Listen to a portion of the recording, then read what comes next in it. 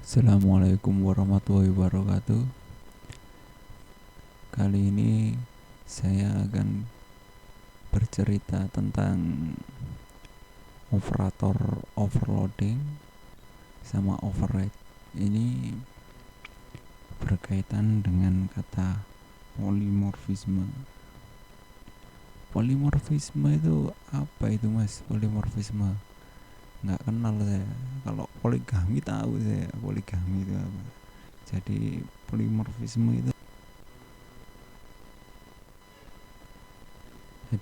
polimorfisme itu adalah fungsi-fungsi yang namanya sama.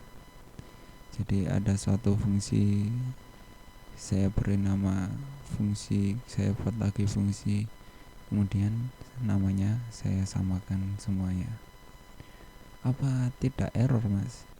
Ya harusnya error, tapi untuk dalam bahasa sih ada suatu aturan-aturan yang bisa kita ikuti agar tidak terjadi error.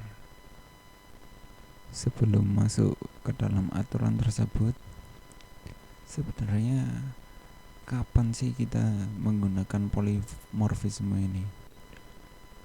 Ketika kita berbicara tentang polimorfisme, maka kita tidak jauh-jauh dengan merubah suatu fungsi yang sudah terdeklarasi sebelumnya. Jadi dalam suatu fungsi ada suatu operasi, kemudian kita deklarasikan ulang dengan nama yang sama. Di dalam deklarasi yang ulang tadi, kita buat operasi yang berbeda dengan fungsi yang sudah kita deklarasikan sebelumnya. Kemudian dalam melakukan polimorfisme dapat kita kategorikan menjadi dua, yaitu overloading fungsi dan mengoverride fungsi. Intinya sama, overloading dan override ini intinya sama, yaitu merubah fungsi yang sudah terdeklarasi sebelumnya. Untuk aturannya, dalam melakukan overloading harus berada dalam satu scope. Satu scope itu berarti dalam satu tanda kurung kurawal ini, diapit satu ini ya. Kemudian agar tidak terjadi error untuk redeklarasi fungsi, maka untuk fungsi yang kita deklarasikan setelah fungsi yang sebelumnya, maka kita harus merubah parameternya. Merubahnya itu apa saja mas? Itu bisa kita rubah tipe parameternya, atau juga bisa kita rubah jumlah parameternya. Untuk override atau overriding harus berada dalam berbeda scope dia. Scope yang pertama milik fungsi yang awal, untuk kita deklarasikan yang kedua harus berada di scope yang berbeda. Untuk parameternya boleh sama atau sama persis, atau kita tambah-tambah juga bisa. Nanti dia akan otomatis di override. Untuk pertama-tama saya akan menjelaskan tentang overloading fungsi. Sebagai awal saya akan membuat suatu fungsi. Saya beri nama fungsi itu display A. Di dalamnya kita cuma akan menampilkan data, menampilkan tulisan base fungsi. Dan kita jalankan saja di sini di mainnya.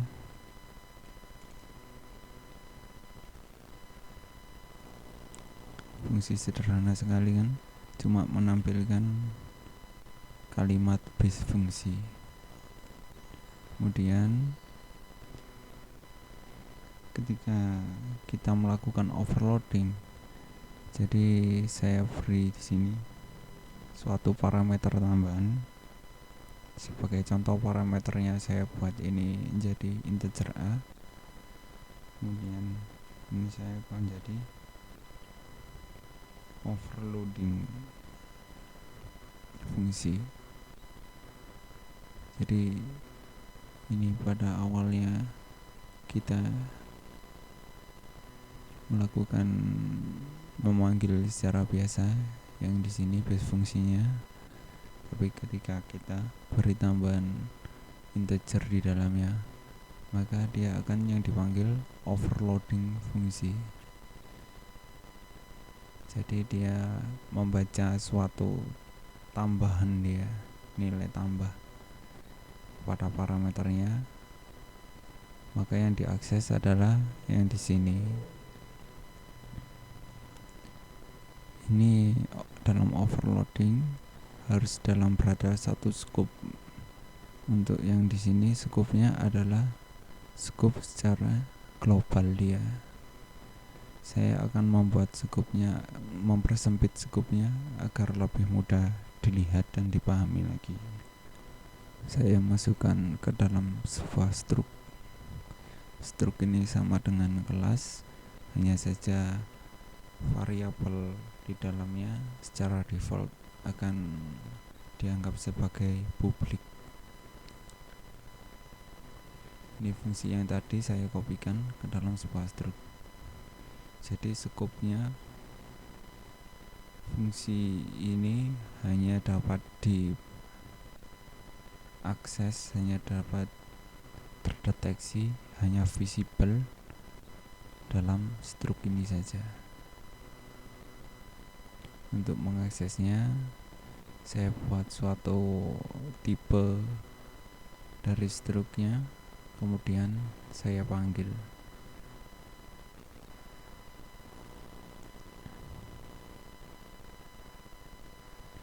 Setelah itu kita akan masuk ke dalam operasi overriding. Untuk itu kita akan membuat suatu kelas turunan dari T1. Saya buat turunan T2 ini merupakan kelas T2 ini merupakan turunan dari T1. Jadi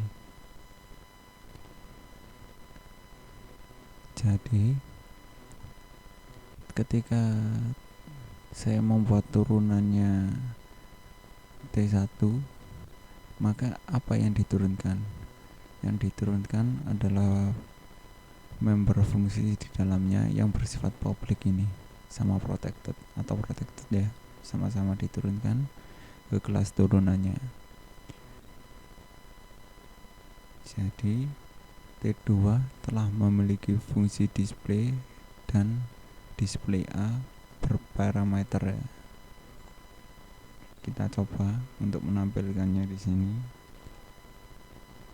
Saya coba buat suatu tipenya juga dari T2. Saya beri nama B, kemudian akan saya display di sini. Ya.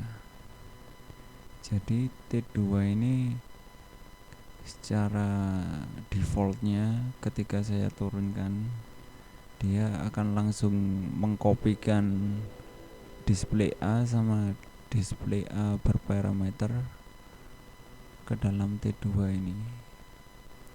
Jadi dia T2 memiliki fungsi display A dan berparameter A. Kemudian bagaimana jika saya membuat fungsi baru, saya beri nama display A juga di sini.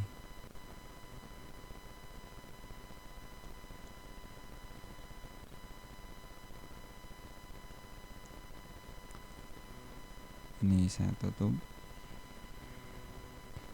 Maka yang dipakai display A-nya adalah display A di dalam T2-nya, bukan display A yang ada di yang hasil turunan tadi ya. Jadi nama display A di sini nama fungsinya tidak dipakai lagi dia sama yang di kelas turunannya, karena kita telah mendeklarasikan fungsi display A di sini. Untuk aturannya ini berbeda scope sama display A yang ini. Parameternya boleh sama atau tidak sama pun juga bisa. Jadi ketika ini saya beri 2 integer,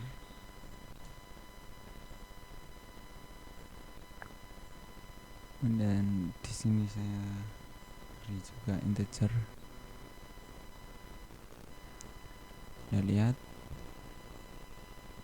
parameternya boleh sama atau tidak sama pun juga bisa. Tapi ketika ini saya kosongkan, harusnya kan kita memanggil yang di sini berdasarkan operasi overloading, harusnya dia menampilkan yang di sini. Tapi di sini akan bertindak berbeda dia akan menghasilkan error to view parameter dalam mendisplay ini ya, fungsi ini ya. Jadi ketika saya mendeklarasikan nama fungsi display A yang ini, maka semua fungsi yang bernama display A di sini akan dihapus atau di override atau tidak dipakai tidak dipakai, dan dia akan membaca secara lokal saja, scope lokalnya ini secara lokal saja, dia tidak berusaha membaca secara global, dia tidak mencari di T1. Jadi dia akan cuma melakukan pembacaan secara lokal. Saya akan membuktikannya ketika saya memanggil ini, maka dia kan harusnya membaca ini kan. Tapi di sini akan terjadi error. Ya. Karena yang di sini sudah tidak akan bisa dibaca, karena display A yang di sini sudah saya deklarasikan, maka dia tidak akan berusaha mencari di kelas turunannya. Ini coba saya rubah menjadi B. Saya beri spasi biar lebih kelihatan. Ketika ini saya rubah berbeda nama, maka di sini akan kelihatan semuanya. Compiler baru akan mencari di sini dia.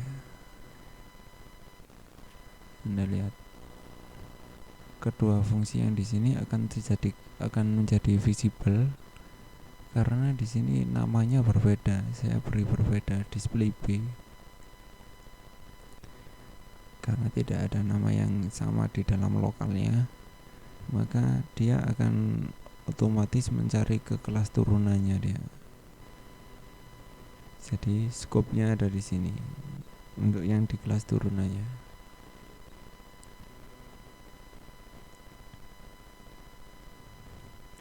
Ketika saya memberi namanya sama, maka semua yang di sini akan yang namanya sama juga akan di override. Nah, itulah inti dari override-nya. Di sini saya berubah lagi menjadi A. Ya, ini dia. Ini aturan dari overriding sama aturan dari overloading. Kemudian dari override ini dapat dikembangkan lagi menjadi virtual fungsi. Virtual ini sama operasinya dengan override, hanya saja jika kita memakai kata kunci virtual, maka fungsi yang ada yang kita override tadi, yang diberi kata virtual, akan benar-benar dihilangkan dia. Saya beri contoh. Saya akan mencoba mengakses B bertipe T2 ini. Akan saya coba akses dari T1 dengan cara mengcastingkannya. Ini adalah castingnya, tipe castingnya. Jadi B ini kan sebenarnya T2 kan, tapi saya coba paksa menjadi T1, kemudian saya displaykan. Maka hasilnya seperti ini. Akan saya rapikan dulu biar lebih enak lihatnya. Saya beri tanda untuk A, B sama pengcastingannya. Untuk objek A, dan ini untuk objek B. Kemudian ketika saya casting, padahal kan B ini dari T2, kemudian saya casting untuk mendisplaykan ini, harusnya kan yang miliknya T2 kan ini kan displaynya. Tapi ketika saya coba akses dari T1, maka yang digunakan adalah display A milik T1 nya yang saya deklarasikan di T1, bukan display A yang saya deklarasikan di T2. Secara default compiler akan membacanya seperti itu. Tapi kalau kita pakai keyword virtual di sini, kemudian saya jalankan,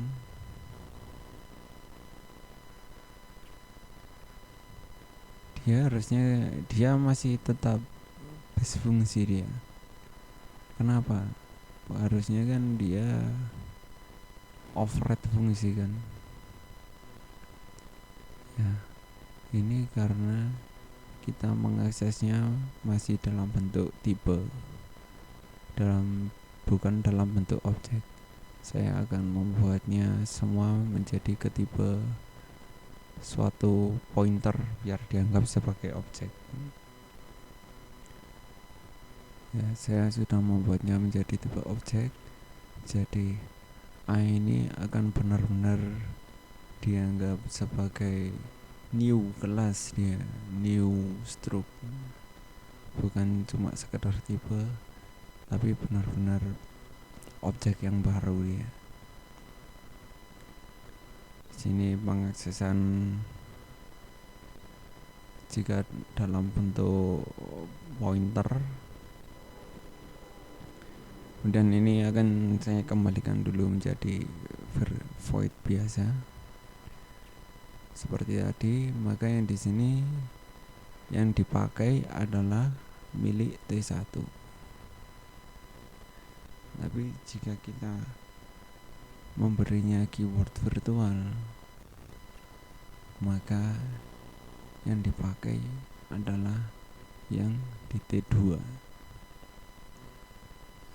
Inilah arti kemampuan dari keyword virtual.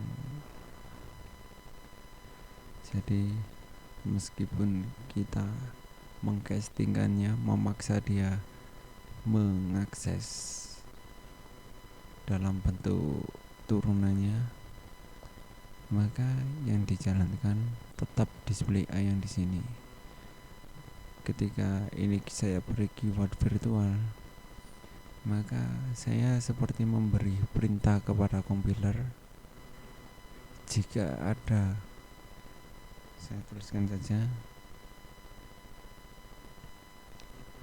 ketika saya mau menambahkan keyword virtual, berarti saya memberitahu kepada compiler seperti ini. Jika ada yang berusaha mengoverride fungsi dengan nama ini, maka fungsi yang ini hapusin saja, jangan, nggak usah dipakai. Yang dipakai yang di sini aja. Seperti itu gambaran gampangnya. Perlu diingat, untuk override kan harus berbeda scope. Kita tidak dapat mengoverride satu fungsi jika dia di dalam satu scope. Untuk dalam satu scope kita hanya bisa melakukan overloading. Ini kembali ke overloading. Overloading itu kita tidak hanya sebatas fungsi saja ya, kita dapat melakukan overloading juga kepada operator. Operator sama dengan, tambah, kurang, bagi, dan operator lainnya lah. Saya akan coba mempraktekannya di sini. Saya membuat suatu struk lagi. Di dalam struk itu dia memiliki member integer A dan B. Kemudian saya buat konstruktor. Kemudian di dalam konstruktor ini saya beri nilai parameter integer 2 untuk menginisialisasi member A dan B di dalam struk ini. Kemudian satu fungsi untuk menampilkan nilai A dan B nya. Lalu saya akan membuat deklarasi. Yang di atas saya clear dulu biar nggak bingungi. Kemudian saya kasih judul overloading operator. Saya buat 2 objek dari T3. Saya inisialisasi untuk yang C ini, A nya saya beri 10, B nya saya beri 11, sedangkan yang D nya, A nya 20, B nya 22. Kemudian saya beri tanda lagi dan saya displaykan masing-masing.